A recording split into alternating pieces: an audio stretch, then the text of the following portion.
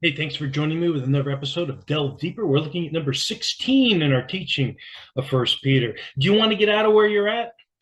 Doesn't matter what the circumstances are, just plain bad, and you no longer want to be a part of it. Well, here's what you do. First of all, you define the problem.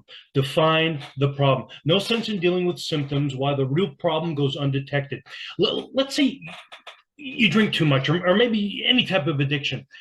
The behavior is a symptom. The underlying problem will most likely be some sort of pain, whether it's emotional, physical, or spiritual, that you're really trying to deal with. You may need to have a conversation with a close, trusted friend and together ask those tough questions that will help you wade through the symptoms and get to the real problem.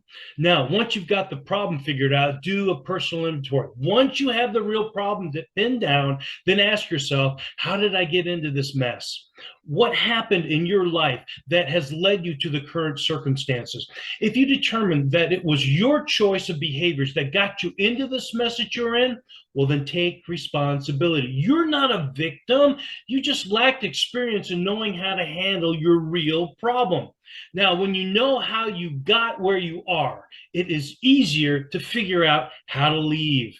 So what you do is you devise an action plan. You know the real problem. You understand what happened that created the problem.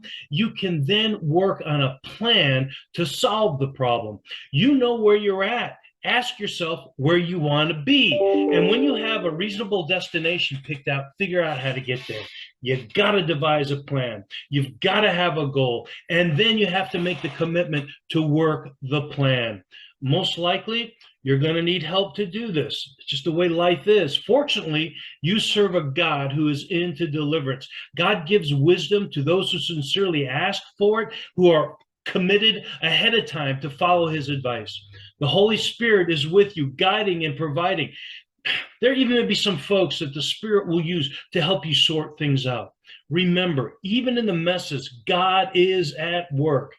Now, if you're in a situation like the believers to whom Peter wrote, despised and rejected because of their belief, you haven't caused your problem, but that problem has been thrust upon you. That's what we'll talk about next time.